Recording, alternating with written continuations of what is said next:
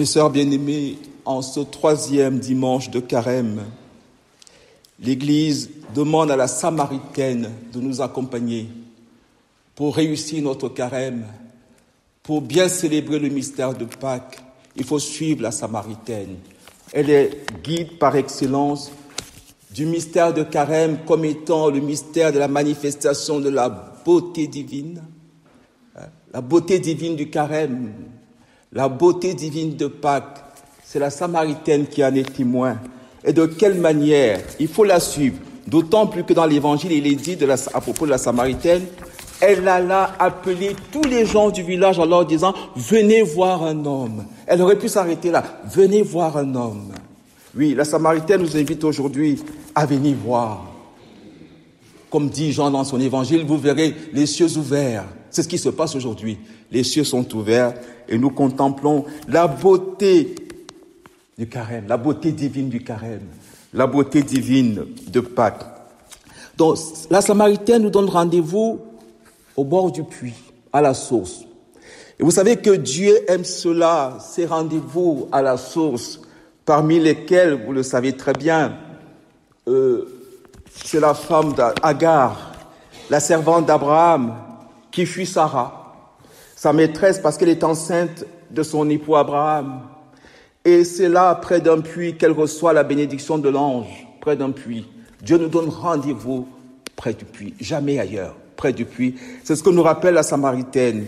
Pourquoi le puits? Parce que le puits a ceci de très caractéristique, de très mystérieux, c'est que c'est la synthèse des 4 éléments du monde physique. Dans le puits, donc, il y a de l'eau. Dans le puits, il y a de l'air, sinon l'eau est pourrie. Dans le puits, il y a la terre, puisqu'on creuse dans la terre. Et dans le puits, il y a le feu. Et quand il y a du feu dans le puits, on dit que c'est un puits de pétrole. Ou alors, on dit simplement que c'est un volcan en activité. Vous voyez, le feu qui jaillit du volcan. Le puits, c'est également le fait que c'est à la fois pour les païens, pour l'adoration païenne qui adorait Dieu par groupe de 3, la triade. Le puits, c'est la triade par excellence. C'est à la fois le ciel et la terre, on l'a vu tout à l'heure, Zeus. Le puits, c'est également l'eau, donc l'océan, Poséidon. Et puis le puits, sa profondeur, la descente aux enfers, l'Hadès. Le puits rassemble tout cela. C'est là que la Samaritaine nous donne rendez-vous aujourd'hui. Il ne faut pas passer à côté du puits. Et c'est là que Jésus nous attend. Et qu'est-ce qui se passe au bord du puits? On entend une parole très mystérieuse. Si tu savais le don de Dieu. Ça corrige la manière de faire le carême. Cette parole de Jésus, ce mot, au cœur de cet évangile, il y a une parole, si tu savais le don de Dieu. Cette parole est le cœur de l'évangile, elle est le cœur de la Bible, elle est le cœur du carême, elle est le cœur de Pâques, elle est le cœur de Dieu. Si tu savais le don de Dieu. Pourquoi? Parce que nous ne voyons pas le carême comme, au fait, le carême nous amène, c'est cet exode qui culmine dans la semaine sainte.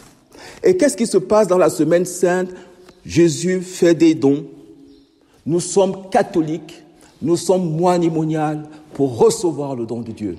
Le carême, c'est Dieu qui cherche, comme il dit à la Samaritaine ici, le Père cherche des adorateurs en esprit et en vérité pour leur faire un secret, pour leur faire un don. Alors, la question à se poser pour bien faire le carême avec la Samaritaine, quel est le don que Dieu veut me faire? Voici ta mère. Ceci est mon corps livré pour vous. Vous recevrez les clés du royaume. Tu seras aujourd'hui avec moi dans le royaume, le bon larron. Quel est le don que Dieu veut me faire? Pas quel est le don que nous voulons faire à Dieu. Parce que le carême, je vous signale en passant, nous amène, culmine dans la semaine sainte. Il ne va pas finir dans une station de pesage pour dire, vous avez perdu combien de kilos? Ça ne va pas finir au bout d'une piste d'athlétisme. Ah, tiens, vous avez battu le record du monde en endurance. Vous voyez, laissons ça aux bouddhistes. On ne va pas, à la fin du carême, vous dire, vous avez combien dans la banque, vous avez fait des économies, vous avez mangé moins, vous avez économisé combien? Non, c'est pas ça le carême. Le carême ne va pas finir, on ne va pas nous dire, vous avez donné combien, la générosité. Laissons ça à l'ONU et au programme alimentaire mondial. Toutes ces choses-là, nous devons les faire parce que nous sommes des hommes. Ce sont les droits humains. Mais le carême, c'est les droits de Dieu. C'est les droits divins. Et la Samaritaine est là pour nous rappeler que le carême, c'est pour recevoir le don de Dieu.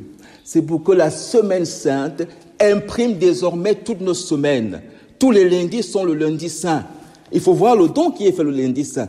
Tous les mercredis sont mercredis saint. Quel est le don que Dieu nous fait tous les jours? Le jeudi saint. Ce don, nous le célébrons tous les jours en célébrant l'Eucharistie. Il faut faire attention. Le carême, c'est pour aller recevoir le don qui va faire que nous puissions dire avec Saint Paul, et voyant ce que j'ai reçu, je considère désormais tout comme balayure. Voilà le but du carême. Donc la Samaritaine nous entraîne à recevoir ce don. Et puis, on entend une parole de Jésus qui est très forte. Donne-moi à boire. Demander à boire, c'est demander la main dans la Bible. C'est ainsi que Isaac demande la main de Rebecca au bord du puits, en disant, Isaac et Rebecca au bord du puits, que la jeune fille à laquelle je dirai, penche ta cruche, la cruche de la Samaritaine, je te prie pour que je boive, Jésus, donne-moi à boire, et qui répondra, bois, et je donnerai aussi à boire à tes chameaux, soit celle que tu as destinée à ton serviteur Isaac. Voyez, Jésus vient aujourd'hui nous supplier, donne-moi à boire. Pourquoi? Vous allez voir comment la Samaritaine va changer la perspective de la vie chrétienne. Elle va nous rappeler que la vie chrétienne, elle est sponsale, ce sont des épousailles. Et que le mystère du carême, comme le mystère de Pâques, c'est le mystère de la co-rédemption. C'est le grand mystère de l'associé à la femme. On va le voir tout à l'heure, Jésus l'appelle femme, qui est appelée à participer, à achever l'œuvre de l'homme. Jésus dans cet évangile. C'est ainsi que Jacob rencontre Rachel au bord du puits et il abreuve ses troupeaux, voyez.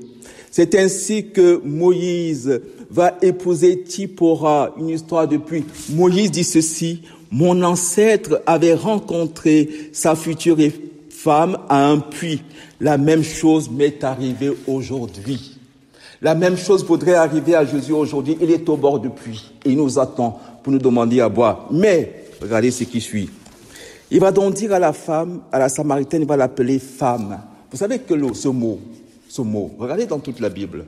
Chaque fois que Jésus dit femme, la première fois que ce mot apparaît, c'est Adam qui s'émerveille, qui sort de son sommeil, qui voit cette beauté créatrice de Dieu, qui voit ces chefs-d'œuvre de Dieu et qui dit, celle-ci s'appellera femme, car c'est l'os de mes os, c'est la chair de ma chair. Ce dialogue, n'oubliez pas que ce dialogue entre Jésus et la Samaritaine ici, c'est l'équivalent de l'échange de consentement en vue du mariage, en vue du lien nuptial.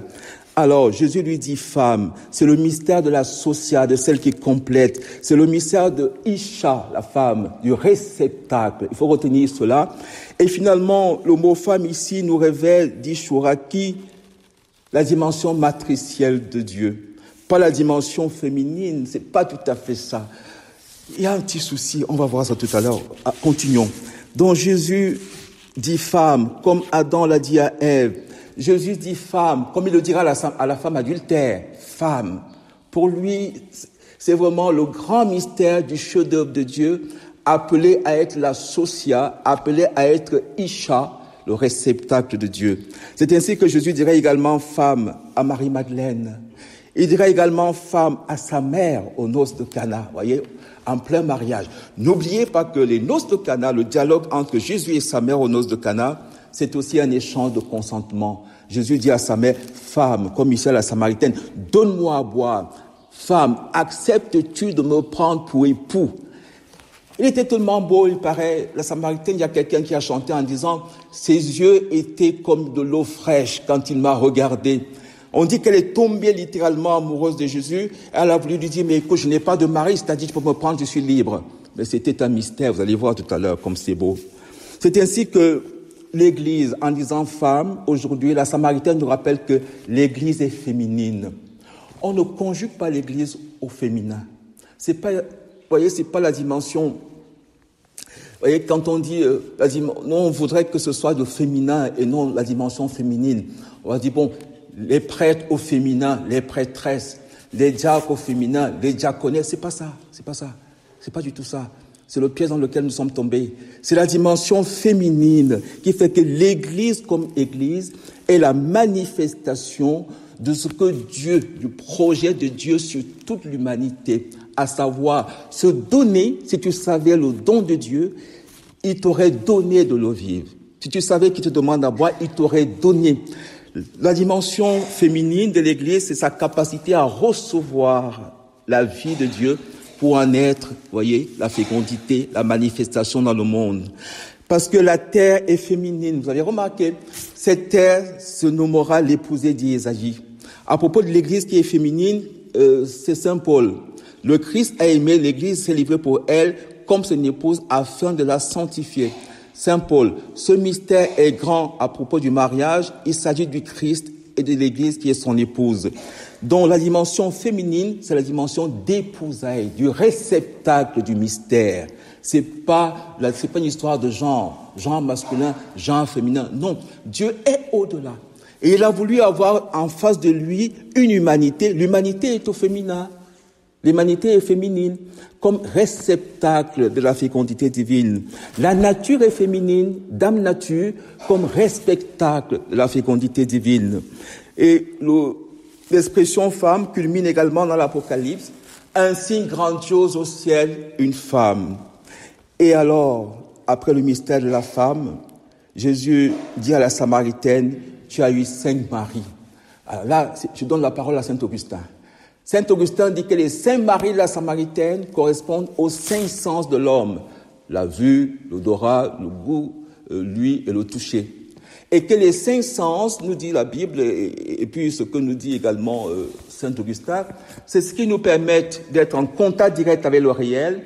Et quand l'intelligence intervient pour lire le réel de l'intérieur, après avoir été en contact avec les sens, alors cela nous conduit à la découverte du 6e sens, qui est la découverte de l'être premier. Saint Augustin.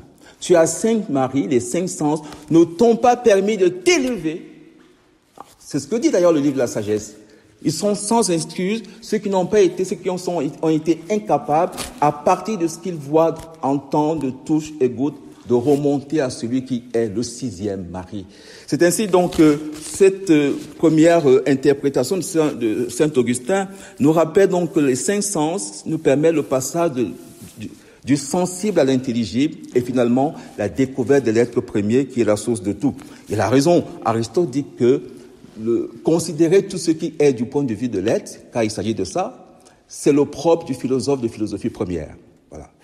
Et puis, Saint Augustin dit que les 5 sens de la Samaritaine, les 5 maris de la Samaritaine, c'est les 5 livres de la Torah. Elle a la loi, mais elle n'a pas encore la contemplation de celui qui est l'époux. Parce que on passe de la loi à la grâce, on passe de Dieu, l'être premier, le Tout-Puissant, qui nous a créés, du Créateur, au Père. L'heure est venue où vous adorerez le Père. Et pas seulement le Père, mais le Fils qui est l'époux de l'humanité en ce moment-là.